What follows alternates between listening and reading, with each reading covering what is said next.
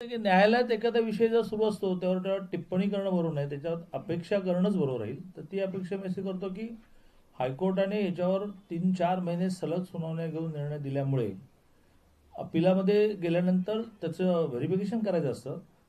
ते व्हेरिफिकेशन करून supreme court Maratha समाजाला न्याय देईल असं माझं मत आहे. तर सारथीच्या वेळेला त्यांनी एकनाथ शिंदेना पाठवलं. एकनाथ शिंदेने कोणाला, शाहू महाराजांच्या वंशजाला प्रॉमिस केलं की स्वायत्तता राहणार. राहिली का? नाही राहिली. मग मराठा समाजामध्ये किंवा आधीच्या सरकारच्या काळामध्ये कॅबिनेटच्या व्हेरी नेक्स्ट मिनिट एक मराठा आरक्षणासंबंधीची एक समिती झाली होती, त्याची बैठक व्हायची. त्यात आंदोलक नसायचे, पण त्याच्या व्हेरी नेक्स्ट मिनिट सगळ्यांना चहा नाश्ता देऊन ब्रिफिंग व्हायचं. त्यांचं म्हणणं असं की 6 महिन्यात तुमचं काय चाललं आम्हाला ब्रिफिंगच नाही. त्यामुळे त्यांनी असं म्हटलं की समजा तुमच्या हातातच नसेल हे निर्णय घेणं, मुख्यमंत्र्यांच्या हातात असेल तर आम्हाला मुख्यमंत्र्यांशी बोलायचं.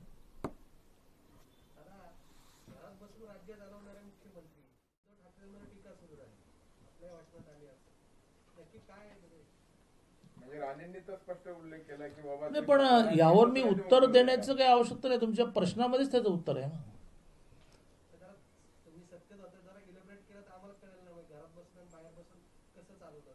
नाही नाही, हे क्लिअर आहे ना की ते फडणवीस तिथे रोज उठून मालेगाव आणि नाशिक, आज बहुतेक मालेगावला आहेत, फिरत आहेत.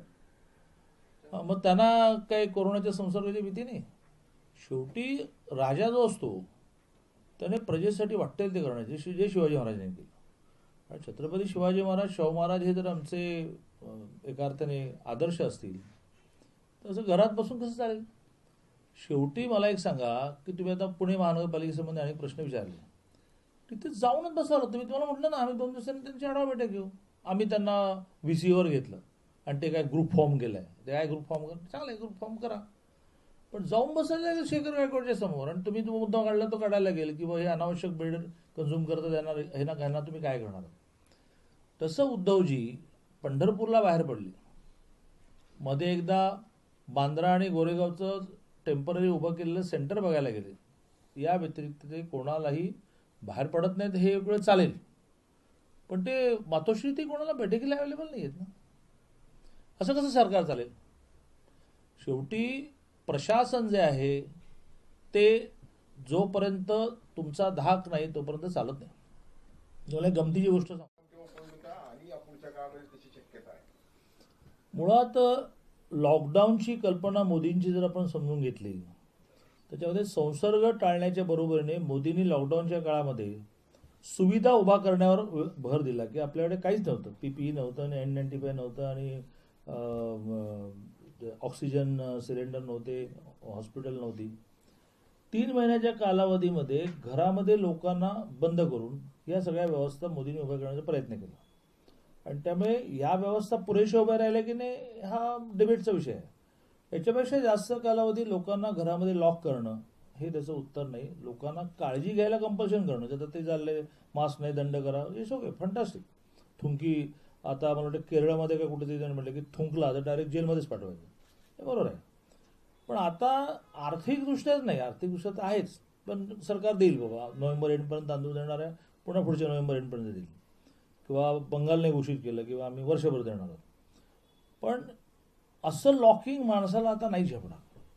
आणि त्यामुळे काळजी घेऊनच त्याने वागलं पाहिजे. त्याने मास्क लावला पाहिजे, सोशल डिस्टन्सिंग ठेवलं पाहिजे, हँडवॉश वापरला पाहिजे. मी तुम्हाला त्याच्यात दिलं आहे की आता काल परवाकडे आम्ही झोपडपट्ट्यांच्या बाहेर एक खूप सुंदर युनिट बसवायला सुरुवात केली. काल पहिलं बसलं, कारण आता ह्या सॅनिटायझरवरही ऑब्जेक्शन यायला लागली, कारण त्याच्यामध्ये स्पिरिटच असतं. त्याने आयुष्यभर कधी दारू प्यायले नाही, ते रोज पित आहेत असं झालेलं आहे. तर म्हणून मग त्याला म्हणू आपण साबणाचा फेस पॅन्डल लावला की एका नळातून बाहेर पडेल आणि पाणी पॅन्डल लावला की दुसऱ्या, आणि त्याने त्या साबणाच्या फेसाने हात धुवूनच घरात जायचं, असं पहिलं युनिट काल आम्ही बसवलं. ही शहरात आम्ही जशी पहिलं आम्ही सॅनिटायझर पॅन्डलने हातावर घ्यायचं अशी 500 बसवली कोथरूडमध्ये, आणि शहरात जवळजवळ 2,000. ही पण मल्टिपल करू. तर अशा काळजी घेऊन आपापले जीवन व्यवहार ह्याला काही पर्याय मला दिसत नाही.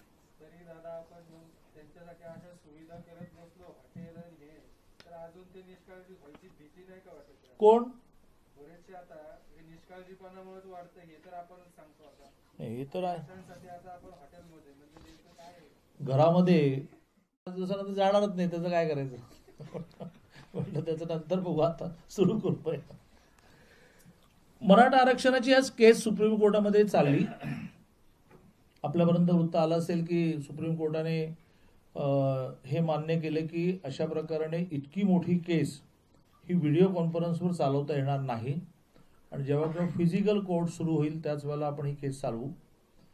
मग मराठा आरक्षणाला विरोध करणाऱ्यांनी हा आग्रह धरला की मग किमान स्टे द्या. आणि स्टे म्हणजे त्यातल्या प्रामुख्याने गेल्या वर्षी PGला जे ॲडमिशन मिळालं मेडिकलच्या त्याच्यावरचा तो मॅटर चालला आहे स्टेचा, तो स्टे द्या. तर त्यावर त्यांनी आता 15 तारीख दिलेली आहे. मला 2-3 गोष्टी आपल्यासमोर मांडायच्या आहेत.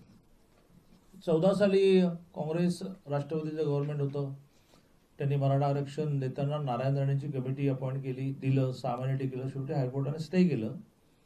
हे म्हणून की घटनेमध्ये जो मागास आयोग डिझाईन केला आहे त्या मागास आयोगाने जर एखादी जात मागास आहे म्हटली तरच ती व्हॅलिड मानली जाईल.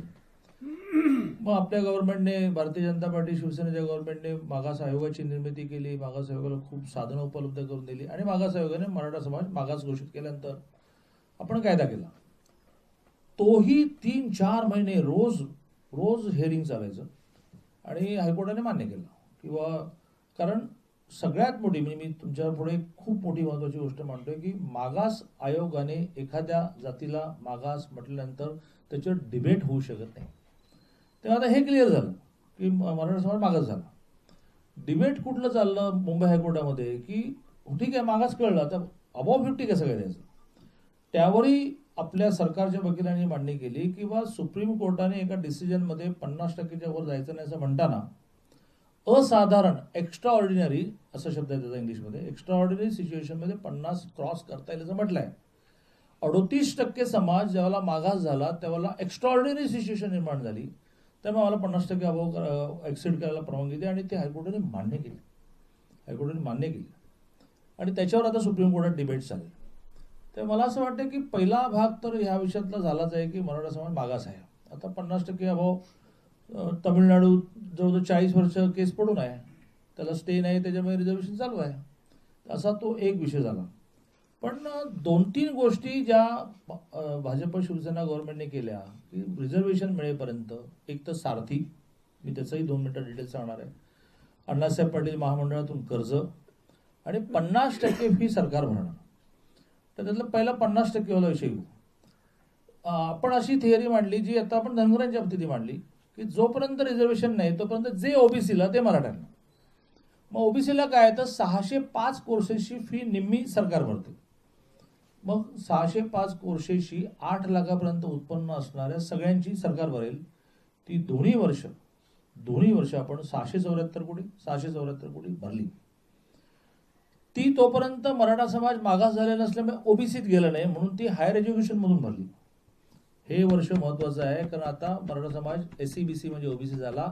हे कोण भरणार आहे, ओबीसी डिपार्टमेंट भरणार आहे का हायर एज्युकेशन भरणार आहे, याची अजून क्लॅरिटी नाही. बूट झाकलेली आहे, शाळा कॉलेजेस बंद आहेत. ती जेव्हा शाळा कॉलेज ओपन होतील तेव्हा ठरणार आहे की निम्मी फी भरणार आहे की नाही सरकार, नाही भरणार आहे. तर हा मुद्दा आज मला उपस्थित करायचा आहे किंवा सरकारला ह्यांना ओबीसीच्या फंड्समधून देणं शक्य नसेल, कारण ओबीसीच्या सवलतींना हात लावा असं कोणाचंच म्हणणं नाही. तर ओबीसीच्या फंड्समध्ये वाढ करा किंवा SC-BCला वेगळा करा. पण 605 कोर्सेस ज्याला ओबीसीला निम्मी फी असते मेडिकल इंजिनिअरिंग सहित, म्हणजे मी माझी स्तुती करायला बसतो नाही, पण आम्ही डीम युनिव्हर्सिटीची सुद्धा 32 लाख फी असते ती निम्मी भरली, 16 लाख. आणि म्हणून मला असं वाटतं की कॉलेजेस सुरू झाल्यानंतर हा ऐरणीवर येणारा विषय आहे की निम्मी फी याची हायर एज्युकेशन डिपार्टमेंट भरणार आहे का ओबीसी भरणार आहे. दुसरा मुद्दा सारथी, पुण्यातच त्याचं ऑफिस असल्यामुळे आपल्याला माहिती आहे किंवा जोपर्यंत रिझर्वेशन मिळत नाही तोपर्यंत मराठा समाजातल्या MPSC UPSC करणाऱ्या मुलांना दिल्लीला पाठवावं, राहण्याची व्यवस्था करावी, जेवणाची व्यवस्था करावी, फीची व्यवस्था करावी, अशी ती स्कॉलरशिप स्कीम होती. आणि मराठा समाजातल्या मुलांना विदेशात जायचं आहे तर फेलोशिप, त्यांना जाण्याचं तिकीट देणं, राहण्याची व्यवस्था करणं, फेलोशिप. आणि मराठा समाजाला सरकारी योजना समजावून सांगण्यासाठी एक सारथी दूत नावाची 400 जणांची रिक्रुटमेंट झाली. या आणि सगळ्यात महत्त्वाचं म्हणजे ह्याची एक प्रायव्हेट लिमिटेड कंपनी करून त्याला स्वायत्तता दिली. हे 100 कोटी तुम्हाला दिले, तुमचं तुम्ही खर्च करा, रोज मंत्रालयात फाईल घेऊन येऊ नका. आता ही स्वायत्तता पहिली नवीन सरकारने रद्द केली, कारण त्यांनी ठरवलेलं आहे की डोळ्याला पट्टी बांधायची आणि जे जे काय आधीच्या सरकारने केलं पहिली स्थगिती देऊन टाकायची. तशी त्यांनी डोळ्याला पट्टी बांधली, स्थगिती दिली. परिणामी आता ती प्रायव्हेट लिमिटेड कंपनी न राहता प्रत्येक फाईल आता मंत्रालयात ती फिरत राहणार आणि मंत्रालयातल्या फाईलचा प्रवास या विषयावर तुम्ही कोणती PhD करायला हरकत नाही. तर पहिला मुद्दा तो झाला. दुसरा मुद्दा, त्यामुळे निर्णयच होत नाही. दिल्लीमध्ये MPSC UPSC ला गेलेली पोरं तिथे उपाशी मारायला लागली, ती परत आली. विदेशात गेलेले अडकून पडले, त्यांची फेलोशिप बंद झाली. तर आपलं म्हणणं असं आहे की मराठा आरक्षण, सारथी, अण्णासाहेब पाटील महामंडळ हे सगळं राजकारणाच्या वर असायला पाहिजे. बरं, इथे संभाजीराजेंनी उपोषण केलं, तुम्ही एकनाथ शिंदेना पाठवलं, एकनाथ शिंदेने प्रॉमिस केलं की सारथीची स्वायत्तता राहणार, मग ती कुठे स्वायत्तता गेली?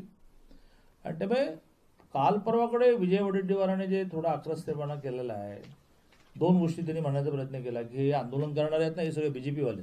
चांगलं आहे, त्यांनी आयुष्यभर BJPशी आणि संघाशी पंगा घेतला असे त्यातले जे अनेक जण जे आहेत ते आमचे कार्यकर्ते चांगलं आहे.